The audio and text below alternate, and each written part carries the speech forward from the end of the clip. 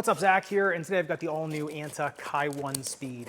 Let's get into them. Now, starting off in the uppers, the speeds, to me, it feels like they've got something for everybody in these. I really liked the way these are constructed with the mixture of materials.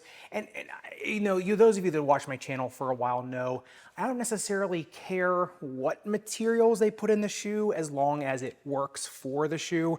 And in this one, like I said, you're just getting so many just well-placed materials. Number one, going through the entire forefoot of the shoe and then running all the way up to basically the rear foot. You've got this textile and TPU weave that is dense, tight, very, very, very strong to blunt containment, but also is oriented in a position where it does breathe exceptionally well. Look at these things on the breathability test. They only heated up 103.2 degrees. And for how substantial of a shoe this is, to me, I think that's really the biggest story of the shoe. There's a lot of stories in this shoe that I think are fantastic, but I think that the tail of the tape is that breathability test. Breathability mapping shows the same thing. Even though it takes a second, there is quite a bit of fog getting out of the forefoot of the shoe. I mean, to look at it up close, to feel it, to put it on, like I said, really, really substantial, just rugged type uppers. But also, if you look at it close enough, there is just these channels, right? I mean, like there's enough weaving going through there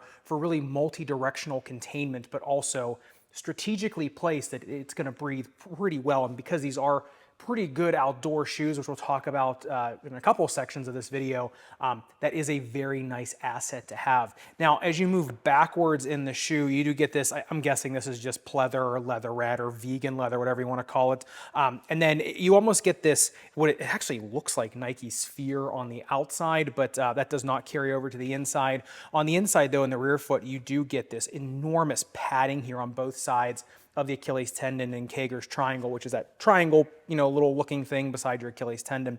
That does lock your heel in so well. Even off first lacing, these things had minimal to no heel slippage, which was really nice to see in a shoe that does have this minimal, really, of an ankle collar in terms of just the footprint of the ankle collar. Moving into the tongue, this is a double thickness tongue with dual density padding. And because the tongue is just a little bit longer, really no lace irritation whatsoever. You do not get a runner's knot, but you actually can make a runner's knot in this if you want. You don't get a posterior eyelet though, but like I said, the lockdown's so good, to me, it really wasn't a detriment. Now this does have a pretty broad low gusset to it, and then it does have this, netting mesh here on the inside. So not a ton of padding in the forefoot, but also didn't find it uncomfortable in any way. And like I said, once it also breaks in, it's gonna get a lot more buttery. Now looking at this thing on the upper durability test, 10-second tire grit sandpaper, as you can see, there is a waxy drag guard here, a little piece of TPU there.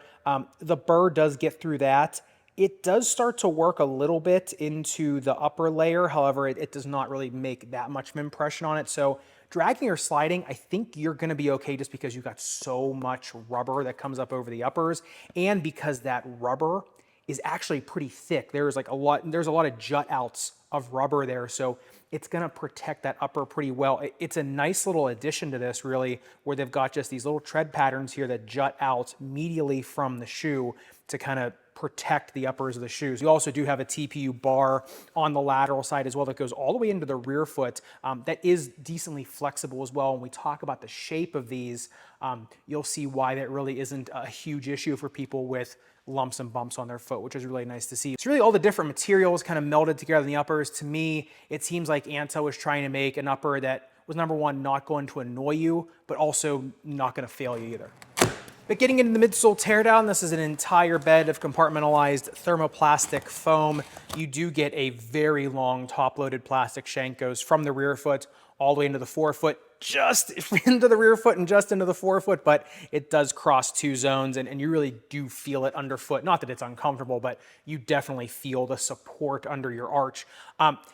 There is a really, really far posterior rocker on these. Not that you feel it at all, but if you look at the bounce height test, kind of see only 33 centimeters in the rear foot, then 45 in the forefoot. And it was just because I couldn't get the bounce height tube to really sit well in the rear foot. So, I mean, I got to take it for what it is. That's what the test is. So it's a 39, centimeter bounce height average. But to me, I'm guessing if the shank weren't so long in the rear foot and I could get a little bit of a bigger piece of thermoplastic underneath that ball bearing, probably would have seen, 42 and 45 or, 45 and 45, who knows.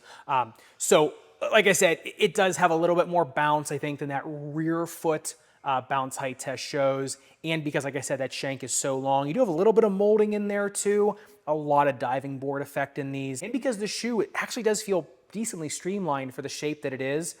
Yeah, these are pretty bouncy, pretty speedy shoes. And I just want to make mention of the outside of the midsole. You do get another kind of plastic arch molding here on the inside. This is a molded plastic arch, which honestly looks a lot like a lot of the molding on the custom orthotics that I make for patients.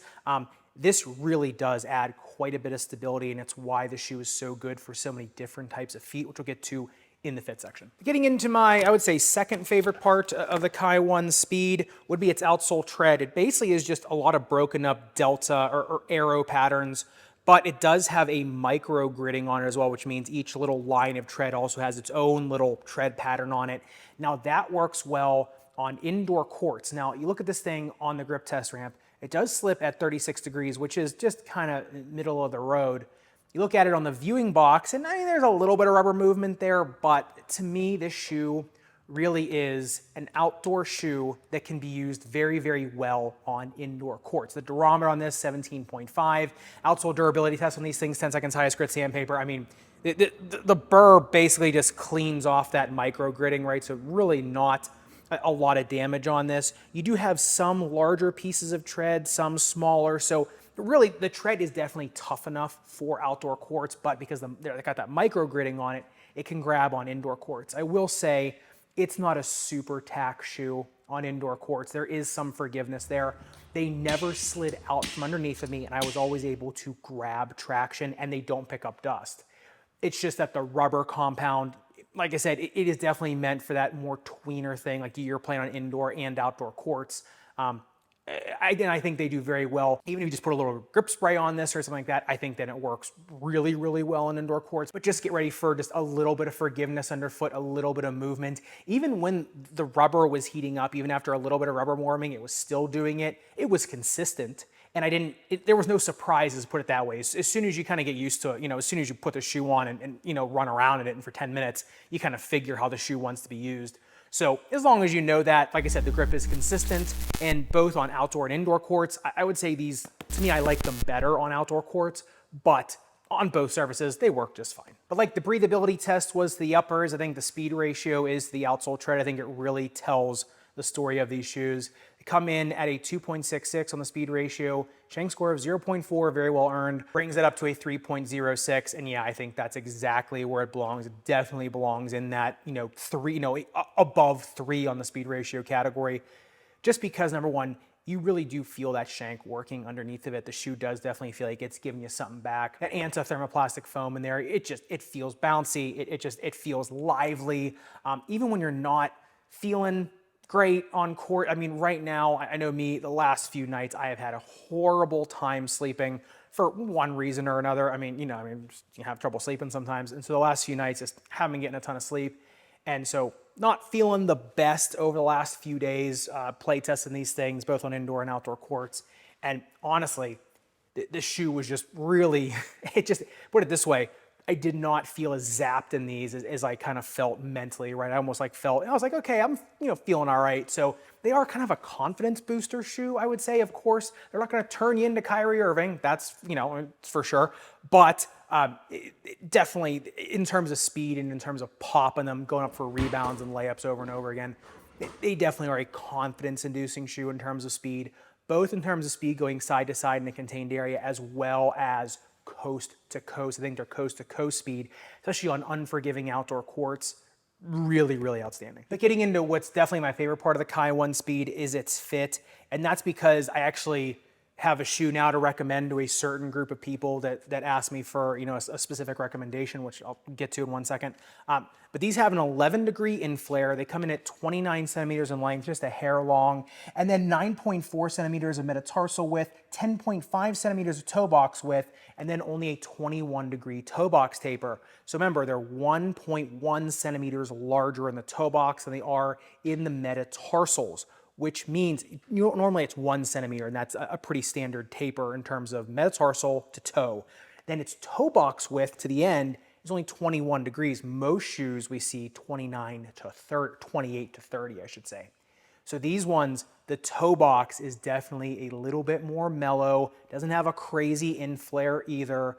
The fact that it's thermoplastics, a little bit of a longer shank, that's what makes these still pretty speedy shoes for the type of toe box they have. So if you're looking for a shoe, still the performance of a basketball shoe, but got a little bit more of a generous toe box, not as much of an in-flare, a little bit more room in there, here's your shoe. This is the one I'll be recommending to you. So that was nice to see because it is nice to have that recommendation. But in terms of fit, I'd say a narrow, medium foot, you still go true to size. They lock in so well. Plus you'll get, you know, I mean, like I said, the midfoot locks in pretty well. So I still think you can go true to size. A 2E, I go true to size. A 4E, I'd probably be going up 1/2 size in these.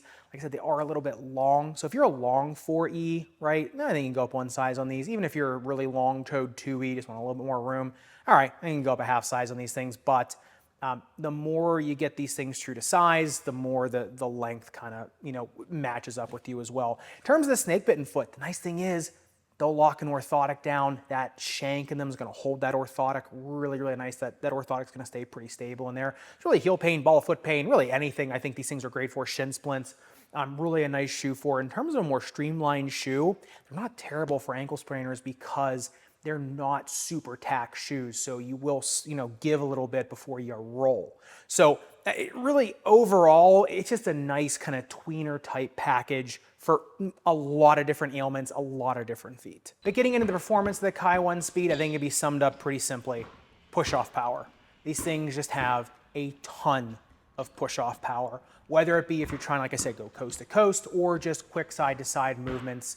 The first step launch in these things is absolutely fantastic. Because like I said, they are pretty flat to the ground shoes. You're not losing a lot of feel underfoot. You're not losing a lot of kind of, you know, that feeling, that stable feeling underfoot. I really liked these for running layups over and over and over and over again. I think that was kind of their best attribute. I think it's a really nice combination of the Shockwave line and then like the Anta Kai line, right? The Kai 1 line, right? You know, the signature line. It really kind of mixes both of those worlds. I like the ankle collar on these a little bit better than the Shockwave. I actually do have the Shockwave 6s coming, so I will be reviewing that updated line. So we'll see how that plays out in that line. But at least for now, to me, this is really nice, kind of in between there, between, like I said, the Shockwave and the Kai, and it's like a nice marriage of the two. And like I said, right now I'm seeing these around here, even like locally, 130 bucks. So it's not a crazy expensive shoe, but you are getting quite a lot of features from a couple different shoe lines. So this really does, to me, this is going to fit a lot of different players, especially people that do play a lot of both indoor and outdoor basketball, because like I said, it just does so well on both surfaces. And I just did a top 5 outdoor basketball shoe video. You know, of course, there's always a new shoe that comes in, but these would definitely be on the top 5 list. So if you're watching that anytime, or if you just did watch that and wondering if these would be in the top 5, 100% that they would be. Just because breathability, number 1, protection underfoot, number 2, and then the really rugged grip, number 3. So love to hear your thoughts in the comments down below. Really pleasantly surprised. I really didn't know what to expect with this coming in. Wasn't really sure what they were going to do with, you know, the kind of not, you know, signature, you know, flagship signature line, but really pleasantly surprised what Anta came up with. So love to hear your thoughts in the comments down below. And if you want to see another shoe, which I really think does really well on both indoors and outdoor courts, the New Balance 2-Way V5 going to the knife, make sure you click into this video up above and subscribe down below. Respect, rubber, and foam. I'll see you somewhere in the Sneakerverse.